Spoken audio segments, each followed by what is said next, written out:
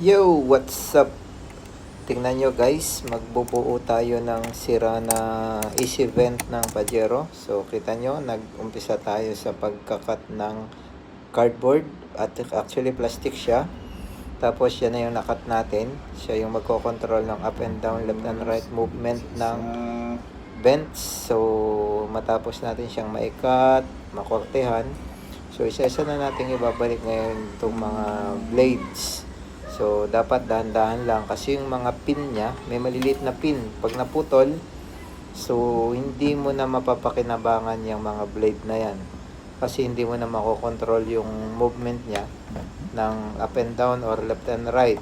Yung nasa loob, pang up and down, yung sa labas yung may red. So, ang control niya ay up and down. So, yan na, nabuo na natin siya. Actually, ang ginawa ko ay dalawa, kaliwat kanan na sulok. So, maganda naman na makasumayo.